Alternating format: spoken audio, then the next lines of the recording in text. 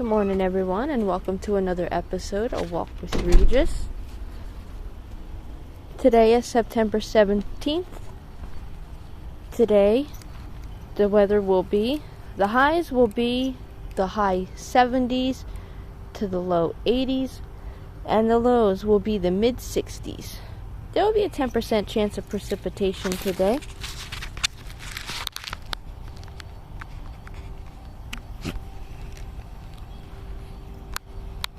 And let's open up my news app, which really should have an icon on my screen since I use it. There we go. Let's see what we got in the news today.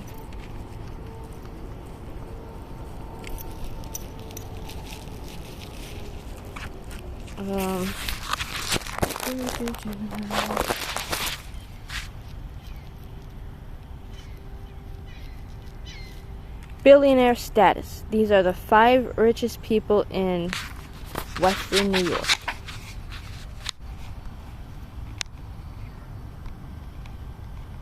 Number 5, Jeffrey Gundlach. Jeffrey Gundlach was born in Amherst, New York on October 30th, 1959. He founded the investment firm Double Line Capital LP in 2009. While he is from Western New York, he currently lives in Los Angeles, California. Number 4, Jeremy Jacobs Sr. and family. Jeremy Jacobs was born in Buffalo on January 21st, 1940. He is the owner of the National Hockey League's Boston Bruins, as well as holding the title of the chairman of Delaware North, a concessions and hospitality company. Delaware North was started by Jeremy's father, Louis Jacobs, and Louis brothers Marvin and Charles in 1915. He owns homes in East Aurora and Wellington and Florida. Number 3, Robert Rich Jr. Robert Rich Jr. was born on January 25th.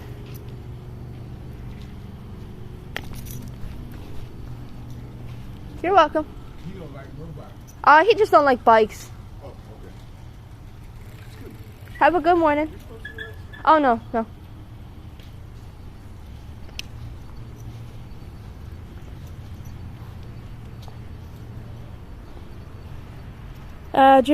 Robert Rich Jr. was born on January 25th, 1941 in Buffalo. His wealth mainly came from his stake in Rich Products. In 2006, he took over the company and became the chairman. His father, Robert Rich Sr., who passed away that year, started it. The company produces frozen food products such as cakes, meatballs, and pizza dough. Rich currently lives in Isla Morada, Florida. Number 2, Blaise Thomas Golasino. On November 14th, 1941, Blaise Thomas Golasino was born in Rochester. In 1971, at the age of 30, he founded Paychecks. It's a payroll benefits and human resources company. He was also the owner of the National Hockey League's Buffalo Sabres until February 2011, when he sold the franchise to Terry Pegula in February. And number 1, Terrence Pegula. Terrence Pegula, also known as Terry, was born in Carbondale, Pennsylvania on March 21st, 1959. Terry is the owner of the Pegula Sports and Entertainment. The company owns the NHL's Buffalo Sabres and the National Football Associates Buffalo Bills. National Football Association's Buffalo Bills. Terry's sports portfolio also includes the American Hockey League's Rochester Americans, National Women's Hockey League, Buffalo Buttes, and National Lacrosse League's Buffalo Bandits and Rochester Nighthawks.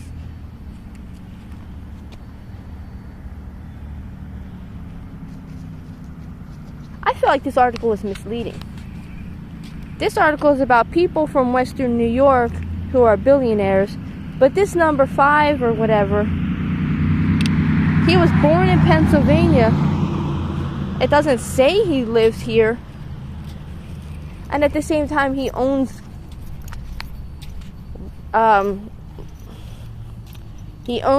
sports teams from here. I feel like that sounds suspicious. So anyway, Terry Pagula is worth $6.7 billion. Blase Thomas Golisano, $5.4 billion. Robert Rich Jr., $5.2 billion. Jeremy Jacobs Sr. and family, $4 billion. Jeffrey Gundlach, $2.2 billion.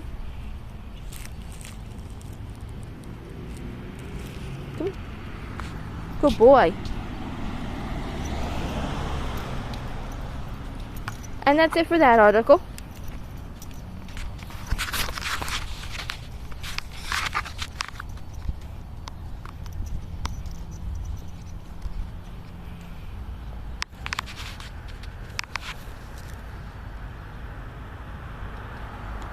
Oh, well, this is sad. It's not local, but it's sad.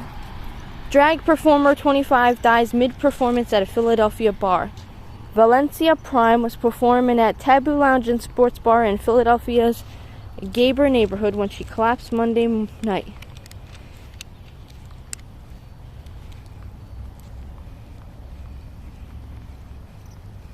It doesn't... Oh, I hate when it does that. I'm sitting here trying to scroll down gently so that way I can read some more of the article, and somehow it goes all the way to the very bottom of the article where all the ads are. I feel like it does it on purpose. Today we mourn the loss of a very bright and rising star in the performance community, a person who was always full of love and positivity, the venue said in a statement on social media. We say goodbye to Valencia Prime, but we will not forget the light you brought to the stage. Tributes from other performers poured in after news spread. Prime, a transgender woman, had dubbed herself Philadelphia's plus-size dancing diva.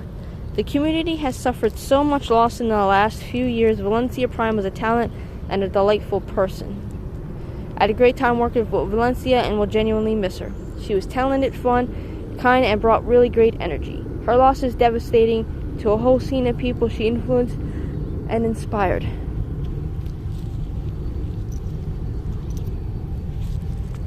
It doesn't say how she died.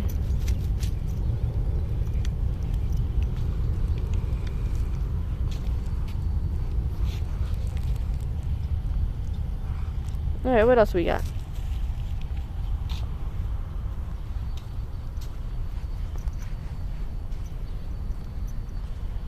Oh, well, this is interesting. A pregnant woman's rare surgery to treat her unborn child. Doctors took her fetus out of the womb, operated on it, then put it back in to carry it to term.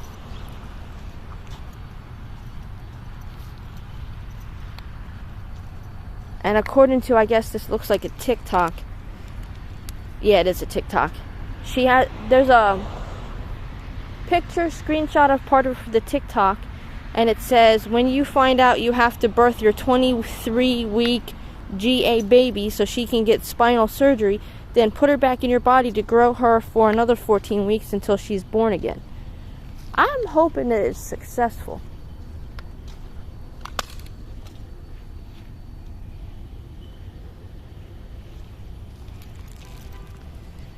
Jacqueline Schumer was told her unborn baby had spinal bifida at a 16-week checkup. The birth defect can cause complications, including trouble walking and fluid buildup in the brain. Schumer had fetal surgery, which involved removing her womb and putting it back in her body. When doctors told Jacqueline Schumer that the birth defect was on its spine and floated the option of termination, she was shattered. It felt like that moment when your stomach drops on a roller coaster. We lost hope and happiness that we had a healthy pregnancy. It was all of a sudden. It was devastating. Come back here. We're not done. Come back here. I didn't clip the thing. Hold on. He's walking away before I'm even picking his shit up.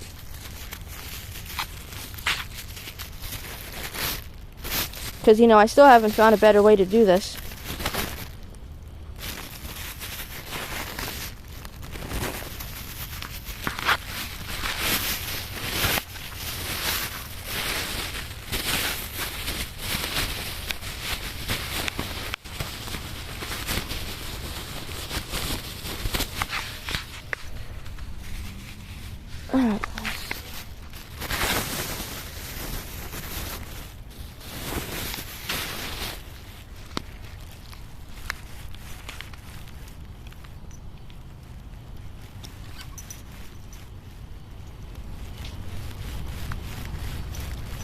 Get out of the street. You know better than that.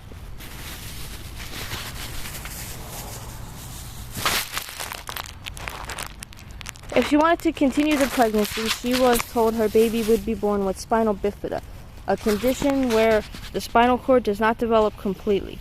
About 14% of children born with most severe form of spinal bifida die before age of 5, and those who survive may need assisted devices to get around. However, doctors say they could give the child a chance at walking independently someday if Schumer was willing to undergo a rare and complex fetal surgery. 14 weeks before due date, Schumer lay on an operating table as doctors pulled out her uterus and made a delicate incision to operate on her unborn baby. The fetus was then returned to her womb, where it will remain for the final trimester of Schumer's pregnancy. Although spinal bifida can cause severe complications, including paralysis and neurological differences, many children born with the defect go on to live full lives. Still, doctors often mention termination of pregnancy as an option for women whose fetuses are diagnosed with spinal bifida or another birth defect at prenatal screenings. Schumer, who is a 28-year-old freelance writer based in Florida, decided not only to go ahead with the fetal surgery but share her experience on TikTok to raise awareness of spinal bifida and what can be done to treat it. Her video quickly went viral, receiving only 4 million views. Alright, well, all for the baby.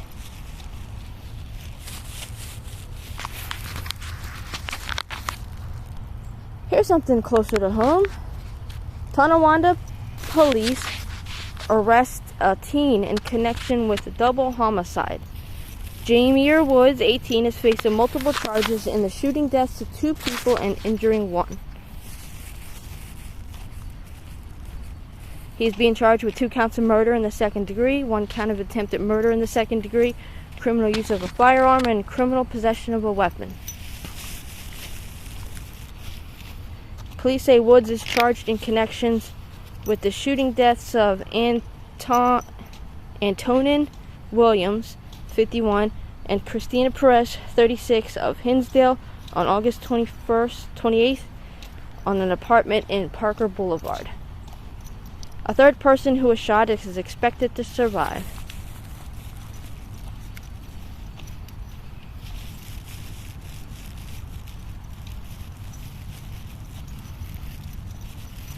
And in a list of another list of whatever,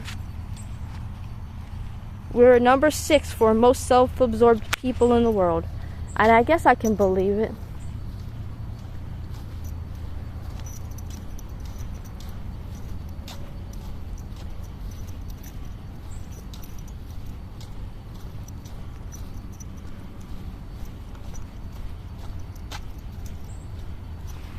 Hey, look, balloons. There's balloons escaping into the sky.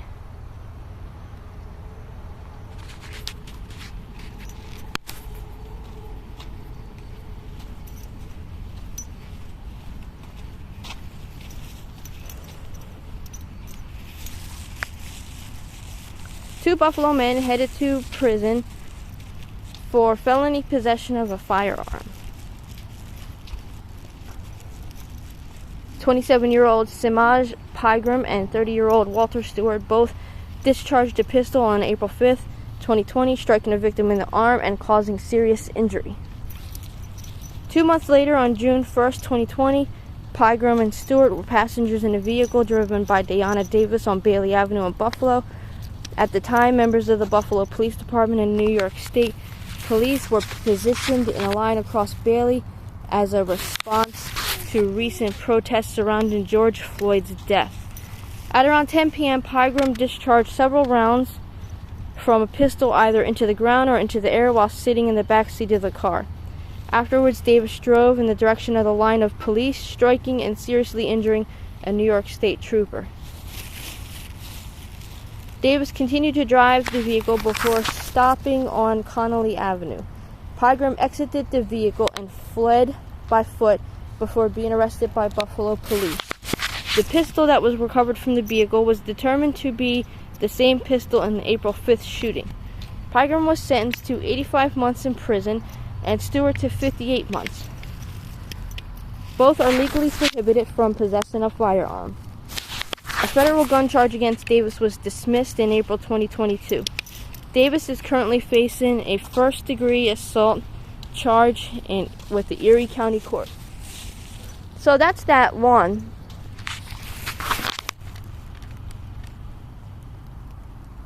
That's that one story that I told you about where all those protests happened, and I told you, oh wait, I don't think I did. Maybe I did. I think I told you about watching live videos, people live streaming, people trashing buildings up and down Bailey, burning trash cans, and just generally robbing and looting. Like, I know of all the stores that got hit.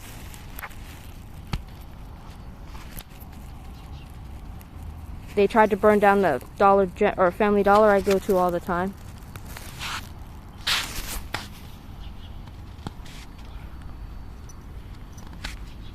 Luckily for the Family Dollar, the building never caught fire. So yeah, that was that night. And I remember watching as the woman, just decided there was a line of police trying to stop traffic from going back and forth right there by my local Farm Fresh. And this lady floored it and decided to just plow right through the line of officers.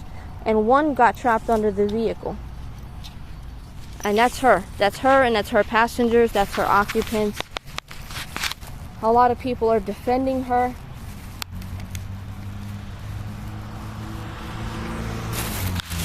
Hey guys, look. There's bittersweet nightshade growing out of this bush. And a spider. Hi, little spider. Hi, beautiful baby.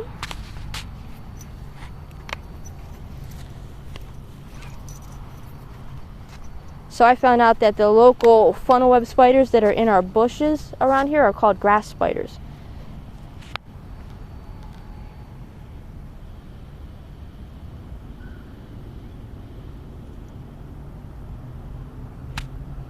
What you sniffing at, sir? You gonna pee? No? Come on. Let's continue.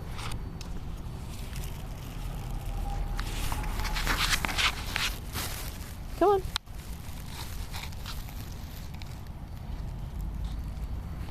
Alright, here's another one. Would you walk? If you're not gonna do nothing, walk, walk, walk, walk. Go, go, go, go, go.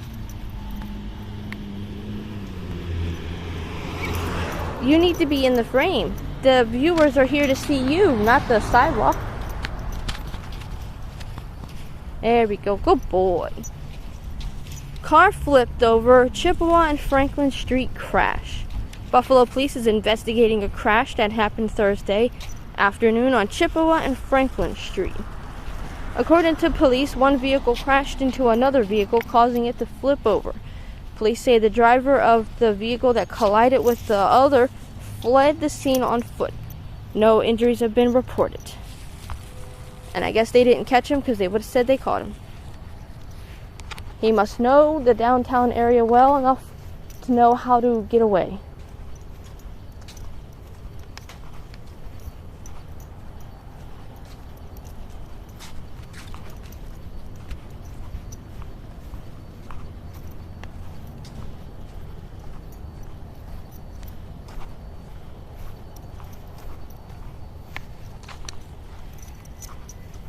Sorry guys, I have to tilt the camera to have him in the shot. Which means I can't see my screen to scroll for more stories for a moment. There we go. Alright.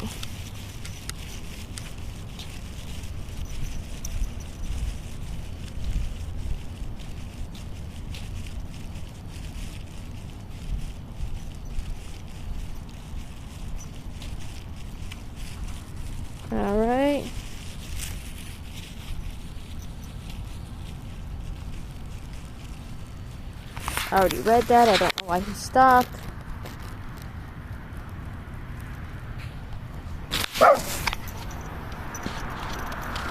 There is nothing to bark at. I don't even see a plane. Oh, I see it now. Buffalo Fire Department Chief Mark Hillary dies unexpectedly on Wednesday, September 15th.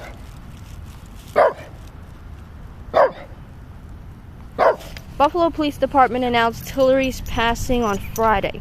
His cause of death has not been released. Hillary worked for the Buffalo Fire Department for over 30 years, starting in September 1989.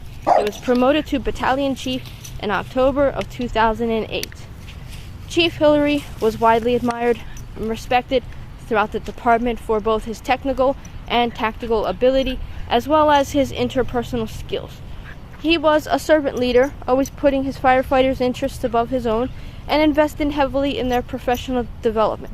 He will be remembered for his service to the community, as well as his dedication and commitment to the core values of the Buffalo Fire Department that we all stand for.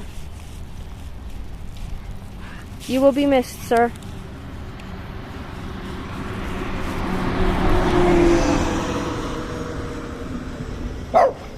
Really?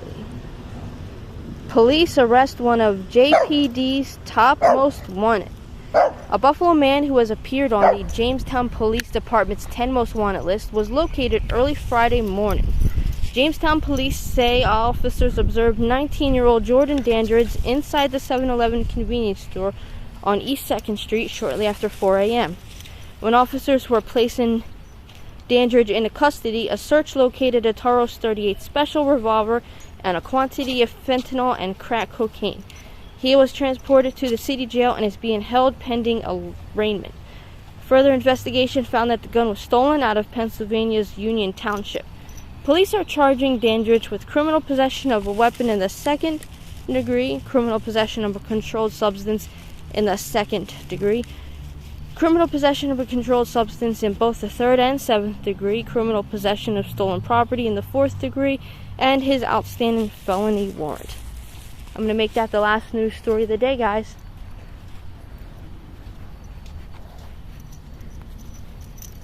Now, if there's any towns, any cities you want me to cover, let me know in the comment section below. I'll start covering news stories from your town. I figured that'd be a new thing. And that's it for this video, guys. If you like this video, hit the like button. If you don't, you can hit that dislike button. It don't bother me any. Share if you want to, subscribe if you want to. And we will see you guys tomorrow. Bye-bye.